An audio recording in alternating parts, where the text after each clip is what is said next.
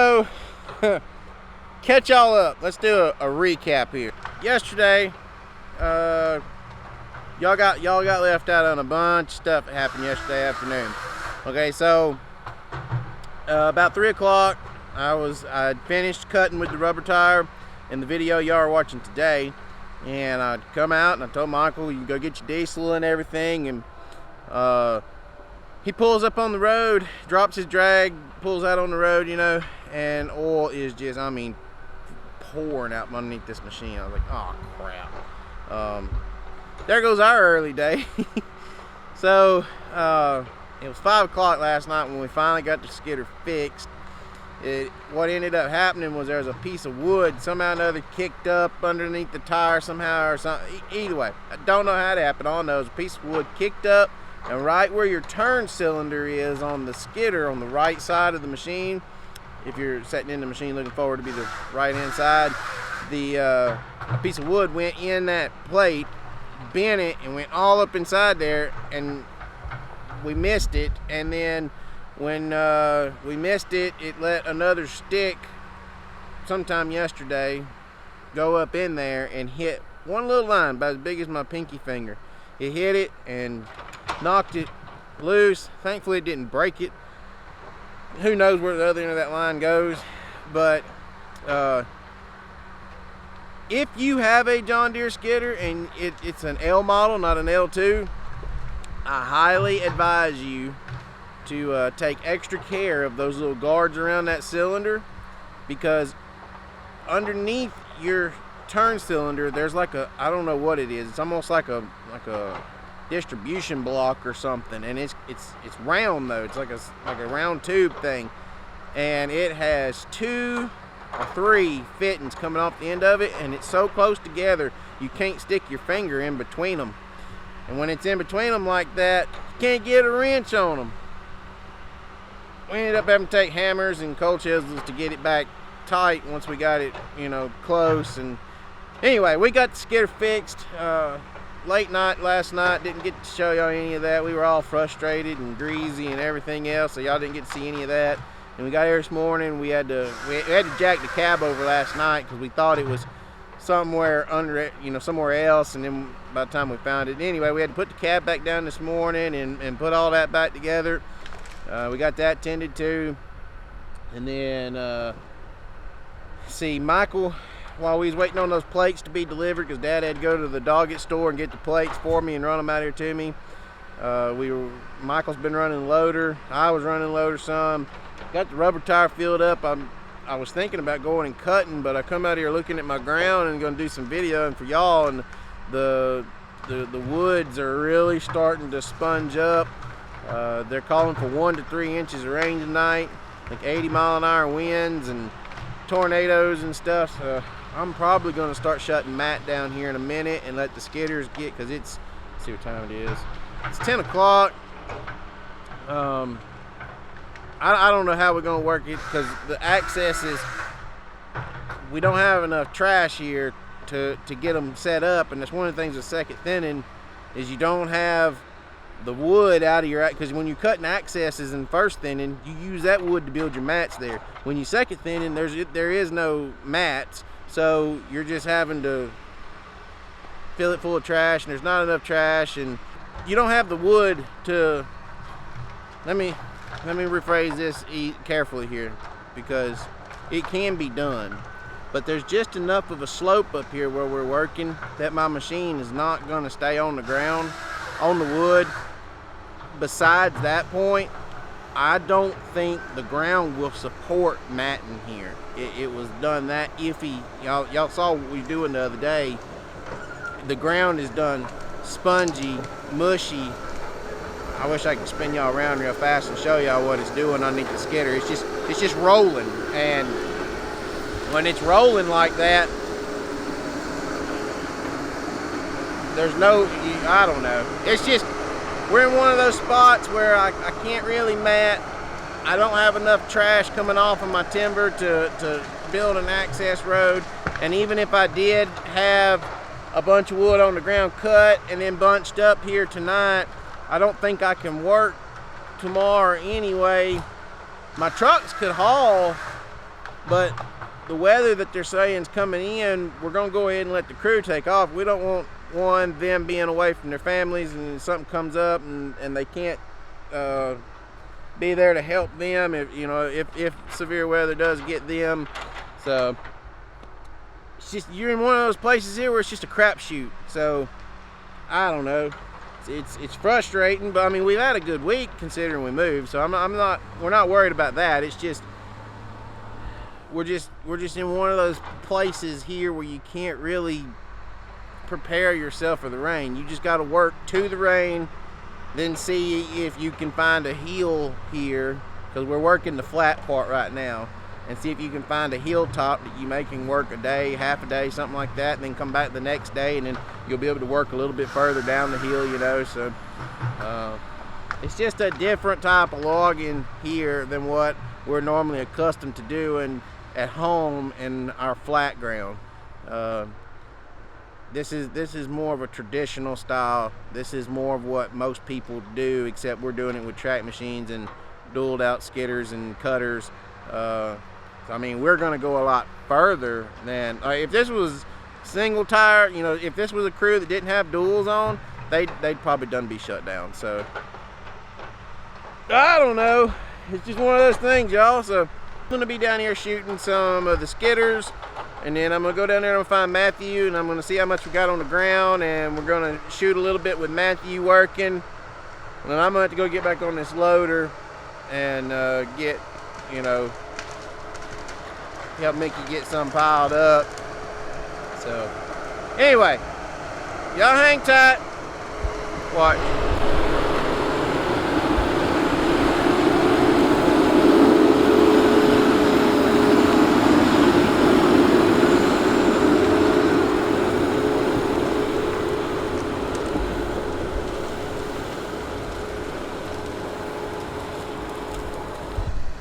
That thing's big. That's a big old thing. Anyway, y'all gonna get to watch some more of that here in a second. I'm gonna go down there and just get clips of Michael running past us with the skidder, building drags, whatever, and try and get some of Matthew cutting. And yeah, we're gonna read some questions too in a minute. So y'all hang tight. We'll be back. I see a lot of times on Facebook, people, I'm the best cutter man ever. Y'all look at that right there. You'll see how straight all that is. Other than that one right there, it needs to be flipped over. Other than that, that is a perfect pile of wood laying there. Look how flush and even all them butts are. Yeah, that is what makes productivity go up with skidders behind the cutter. It starts right there with the cutter. If it ain't good behind the cutter, it ain't gonna be good anywhere else. Old Matt thought he was gonna hide from me. He's all the way in the very back corner back here. Pretty good hike to him, but I found him.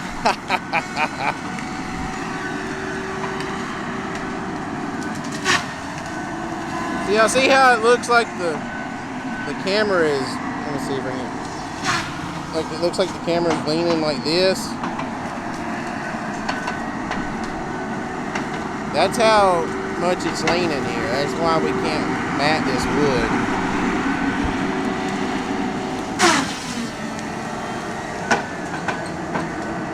He has got a lot cut ahead too.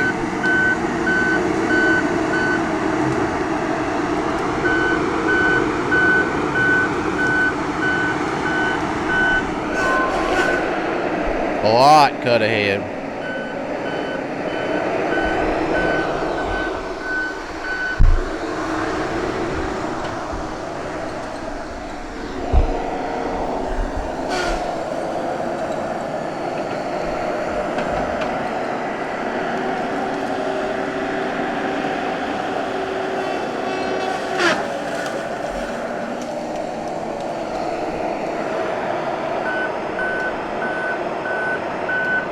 I wish the drone was working. I'd put the drone in there and show y'all just how far ahead he is.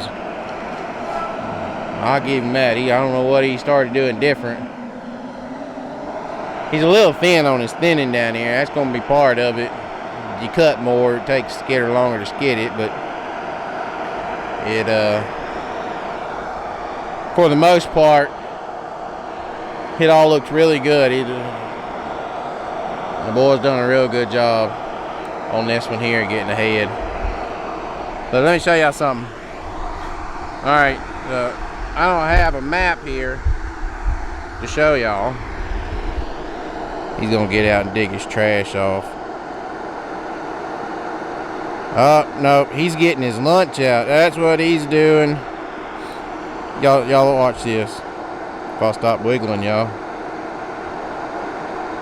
See what he got out there? That's as far as I can zoom in from here. That's an old shear hand trick right there. You take your lunch and you put it on in some kind of bucket, like a rubber container, like a Rubbermaid container, you know, and put it inside that back door back there. It gets hot. You have a hot lunch every day. But anyway, that was the last row he was cutting right there. I imagine that's all we're gonna cut.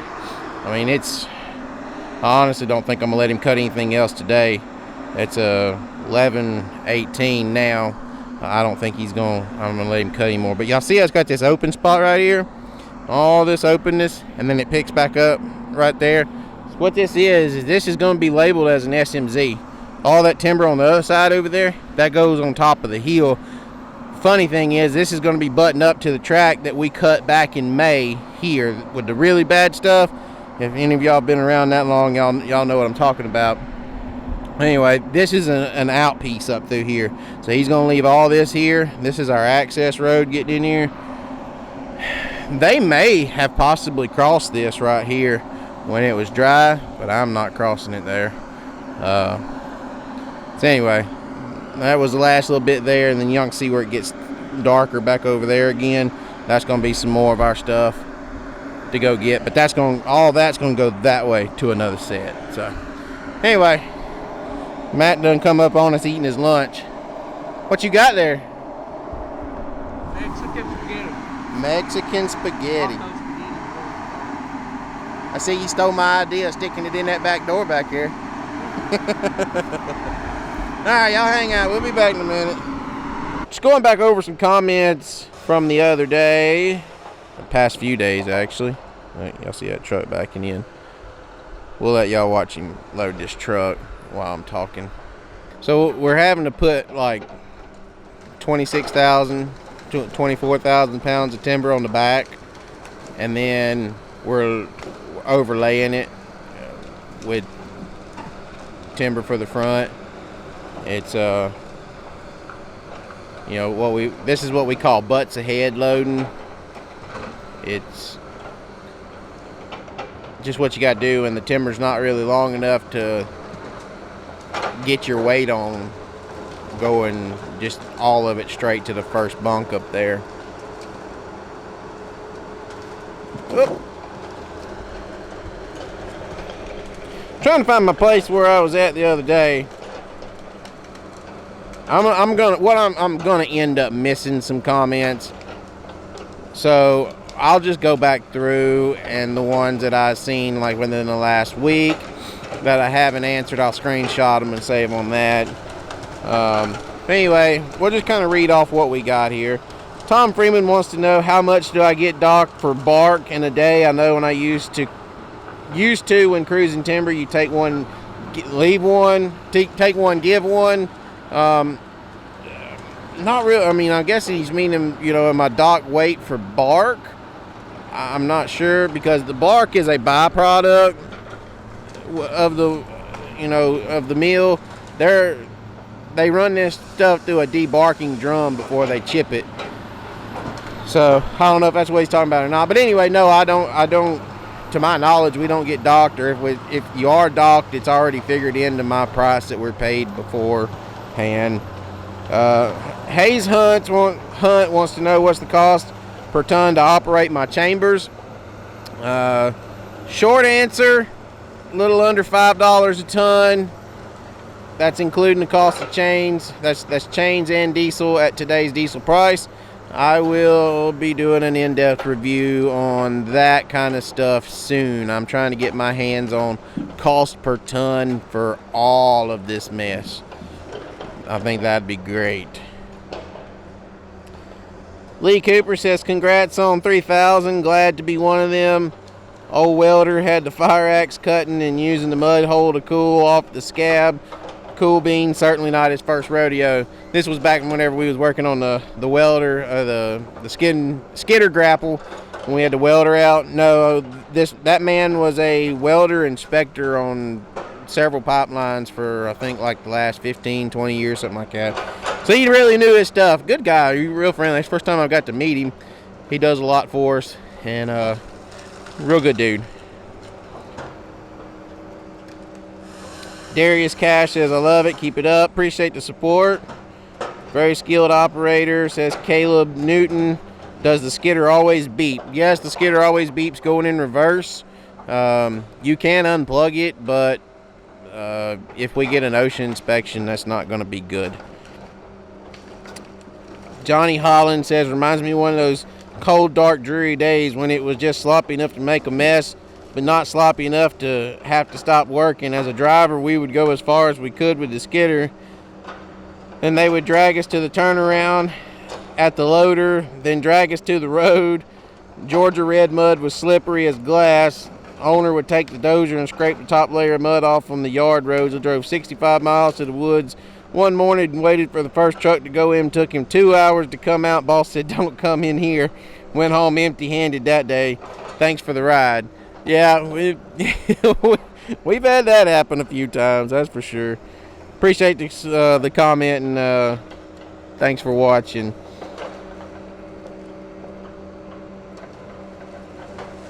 Let's see. Life and times of a completely worn out autism dad. Says Michael seems a very good operator. Don't tell him, you might swell his head. Great video, enjoyed it. Thanks. Michael is doing very, very well. I'll be honest in the video. Michael, before he come to work with me, he did not have the best work ethic, I guess you'd say, and he's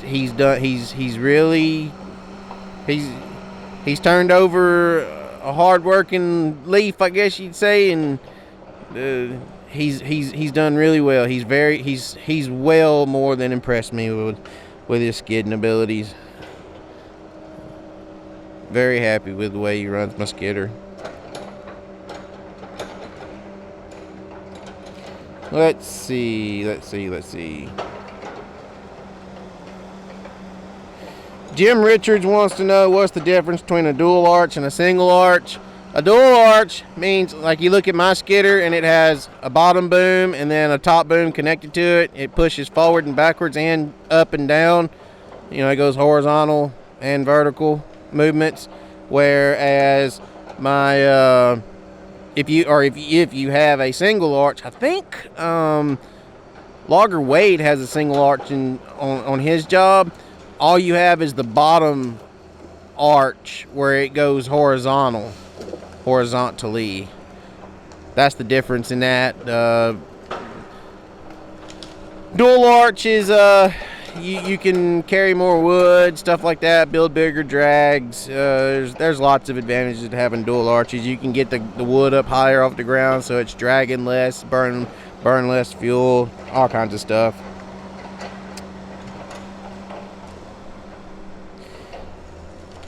Open Station Logging, Kevin Baker is the screen name here. Says he's a good operator. This is from the video where I let y'all ride with Michael and it was real muddy. He says, I keep hearing the noses on all the L skidders are a pain. The view, hard to see the blade to operate. But logging like you do, you don't have to look out the front window much, I guess.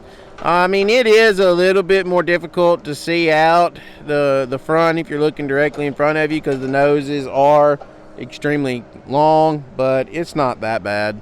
And most of, like you said, most of all of my logging, what we're doing, you're working out the back glass anyway. Logger Wade says, hey bud. That's awesome that we got Logger Wade commenting on the channel now. I'm like a fanboy here. I texted when And wait, I hope he sees or watches this or whatever. But anyway, when it happened, when Wade started commenting on the stuff, I text like everybody I knew. I was like, oh my God, Logger Wade just commented on my video. Anyway, that's cool. Johnny Holland, this was, I'm not sure what video this was from, but this was from 4 days ago. He says, them two tractors keeping the loader man on his toes. I like how when he brings them off the delimber, he breaks them over the pile and lays them down. Loader men are like truck drivers, a dime a dozen. Good loader men can't pay him enough, or so my old boss would say. You are extremely right. I can put anybody, you can teach anybody to run any piece of equipment out here, and they can, anybody can get on it and do the job, so to speak. But a good operator, those are the ones that are hard to find.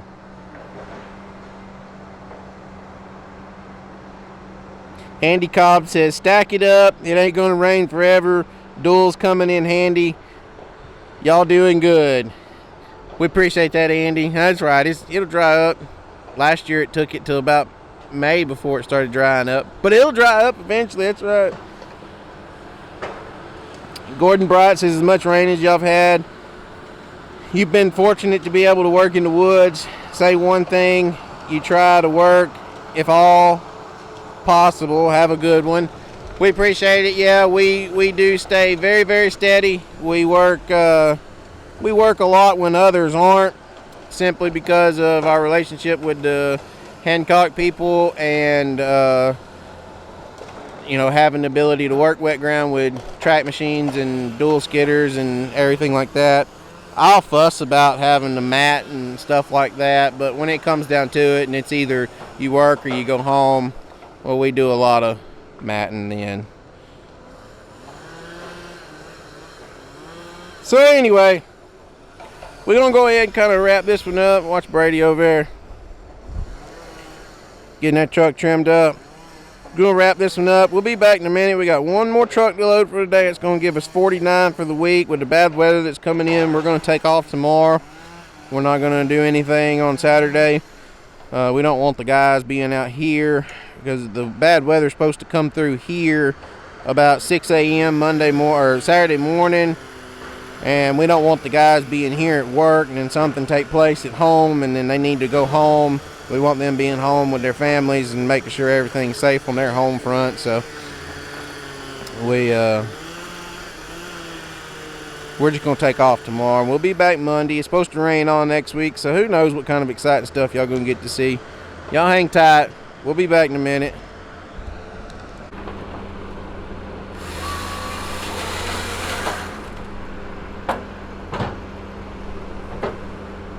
Okay, so funny story.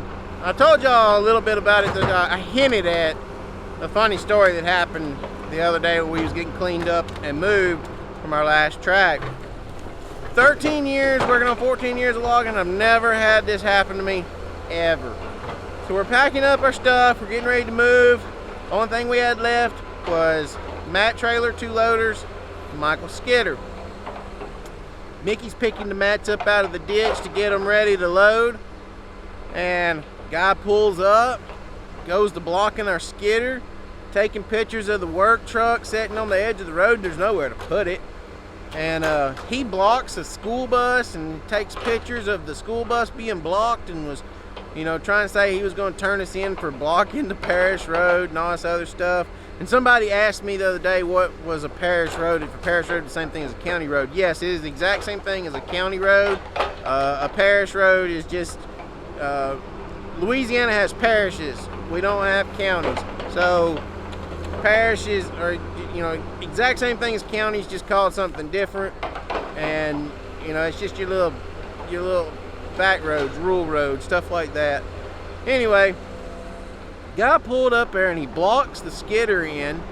Wouldn't let us get the mat trailer back out. We done had the loader sitting in the edge of the road at this time too. Went to running all this crazy mess. Telling us he worked for like the Attorney General out of Baton Rouge and stuff. It was crazy, y'all. I've never had anything like this happen before. It was I don't know. It was just pure madness. things got real heated real quick too, though. I mean, the dude went to yelling, and then crew got kind of concerned. You never know with people in today's society, you know, what's fixing to take place. The sheriff's department, they called the sheriff's department to make sure he didn't come out there and do anything else crazy while we were actually blocking the road, loading our mats up. The sheriff's department come out, and everything was cool with what we were doing. You know, we actually had flaggers. You know, we had one person on one end of the road where we had blocked, and one on the other, flagging traffic and flashing lights and everything else. You know, we were set up right. And anyway, it was wild. So kind of I don't know how you want to call it, but anyway, a side note to this: if you see a logging crew in your area working and you know they're there, just take your time when you get to the job site, slow down, go by them. It's just like road construction people. We're here doing a job. Most of the time when we're in an area like that, we don't want to be in your area to begin with, because loggers, most of us anyway, I do for sure, hate working off the side of a parish road just because of the extra safety hazards that it presents, and the hassle and the lost money that we'll end up losing over having, you know, like y'all saw, lay out the mats and then moving across the road and then having to pick the mats up and then move to the other side of the road. There will be a few people that they don't care, and they're going in there to screw up whatever they have to make their money. 95% of your loggers are not like that. We work with a different mentality, and than that, we work with try to uphold a reputable you know, mentality, reputation, however you want to say it, for our industry. And but if you see us out there working and you don't agree with it, don't stop. Don't stop and express your disconcern. Call the sheriff's department if you have an issue. So anyway, just your little public service announcement from your favorite logger. Anyway, just if you see us working on the side of it, not just us, just any logging company in general, if you see us, just you know, we'll be in and out most time in just a couple of weeks. So just bear with us, and we promise we're not there trying to, you know, kill your whatever. So, and we're not gonna cause you to be late to work and stuff. So anyway, y'all hang out. I'm not sure how much more we're gonna get out of this video. Probably getting pretty long. I got to be watching Matt in the background over there delimbing wood. Y'all hang tight. We'll be back.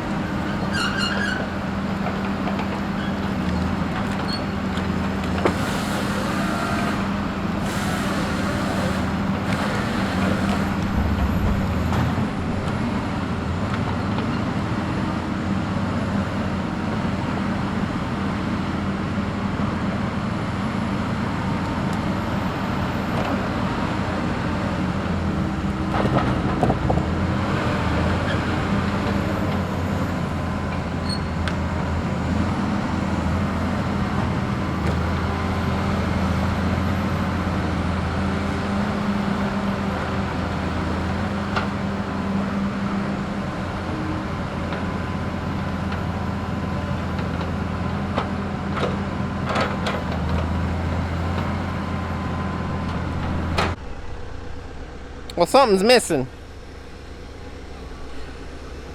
Got the old loader out. Got everything that was on the ground and in the pile. I'm gonna guess there's about, there's between 7 and 8 loads there. So most of the day's hauling.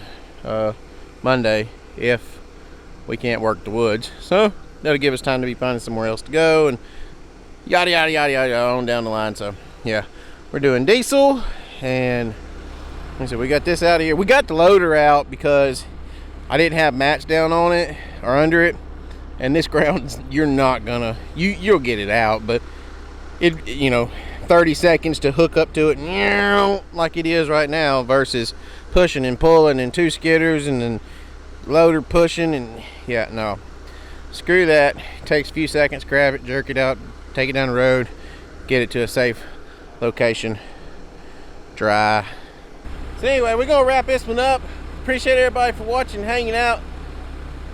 I don't know, I feel like I'm lacking on the content a little bit. It may not be to y'all, but anyway, y'all just keep coming back, and I'm gonna keep rolling my wheels, trying to get new creative ways to bring this stuff to y'all. And appreciate everybody so much. Like I say it a lot, and you know, I can't say it enough. I really appreciate everybody and all the support I'm getting from all the people that's trying to help me now. And so anyway, we're going home. Today's Friday. We're gonna try not to get blown away tonight, and then so y'all be watching this Saturday, and then let's see, Sunday's video, I'm not sure what it'll be, and Monday's video, I'm not sure, but I've got plenty of stuff saved up. And yeah, so y'all don't worry, we got plenty of content. We may take a couple days off, who knows, can't ever tell with me.